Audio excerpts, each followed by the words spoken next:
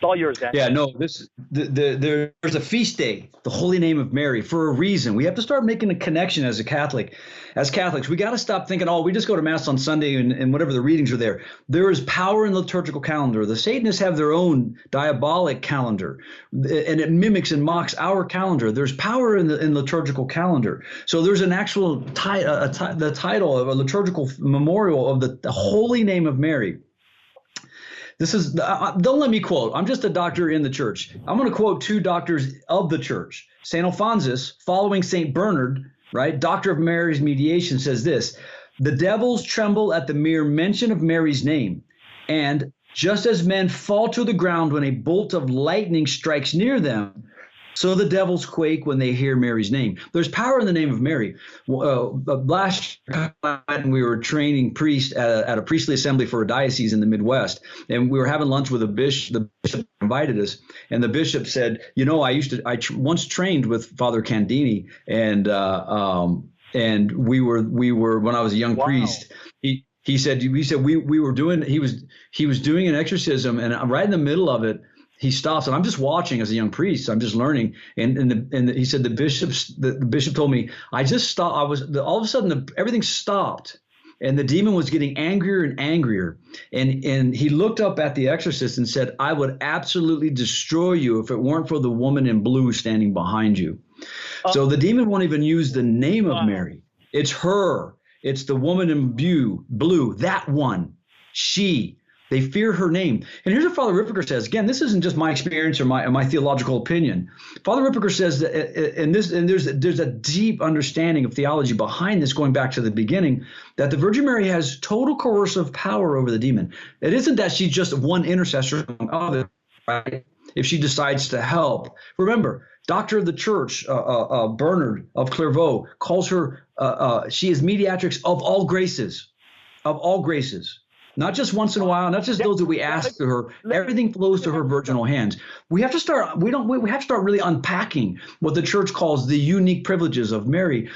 All power, all coercive power over the demon she possesses. And so, in our experience, following Father Ripperger, probably 85% of the time, where there is an extraction, there is a palpable presence of the Virgin Mary. Present in the room and when the extraction takes place. I've heard Father Ripperger say that he doesn't know of one case in the U.S. in 16 years of being an exorcist where a person has been demonically possessed who prays and meditates daily upon the rosary. Not one case, which goes to show you once again that we could take this personal spiritual warfare as it relates to Mary into our personal life by doing the daily rosary and having Marian sacramentals, on our body, and consecrating ourselves to Mary, if not annually, daily. One more thing I want to mention also, I've heard Cardinal Iniguez Sandoval from Mexico.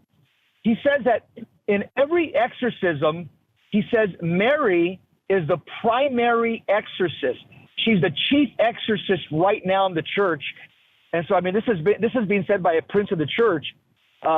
And so, once again, I just feel bad for our Protestant brothers because, they also try to do healing and deliverance. But again, they don't realize that they don't realize what they're missing because they don't understand the role of Mary in salvation history. Yeah, no, look, we'll get into this in the next segment, but she is the Ark of the New Covenant. She's the Immaculata. She is preserved from any stain of original sin. This is God's answer to the fall of Adam and Eve. This is the new Eve, the Immaculata. She is the Ark of the New Covenant. She bears Christ within her, and wherever she goes, like she visits Elizabeth, she brings Christ to bring.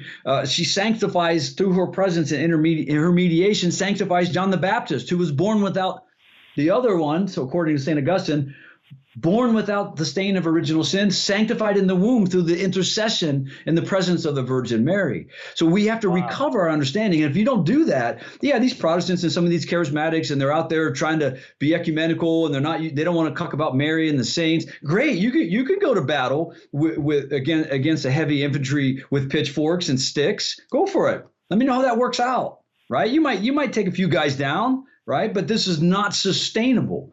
The battlefield has changed. We have to go back to the ancient weapons, and there's nothing more ancient than the ancient weapon of Genesis 3:15. I will put enmity between you and the serpent, between the seed of the woman and the serpent, right?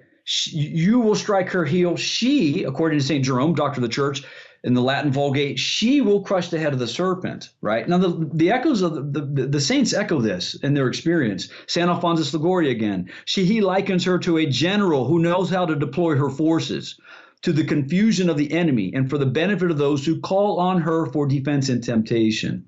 St. Louis de Montfort, Mary must be terrible to the devil and his crew as an army arranged in battle, principally in these latter times, because the devil, knowing that he has but little time, is now less than ever to destroy souls. He will at every day redouble his efforts in his combats. Satan, being proud, again, St. Louis de Montfort, suffers infinitely more from being beaten and punished by a little and humble handmaid of God, and her humility humiliates him more than the divine power, because God has given Mary such a great power against the devils that they have often been obliged to confess, in spite of themselves, by the mouths of the possessed, that they fear one of her sighs, a sigh like at Cana. There's no more wine. Wow. A sigh. Wow. Than the prayers of all the saints in one of her threats, right? Imagine one of her threats against them more than all other torments. What Lucifer has lost by pride, Mary has gained by humility. What Eve has damned by and lost by disobedience, Mary has saved by obedience. That's a quote from the 2nd century, Saint Irenaeus. We have been believing this from the beginning, but in the modern period, we've just rejected this kind of Catholicism. In the name of ecumenism, and who knows why. We have to go back and resurrect our understanding.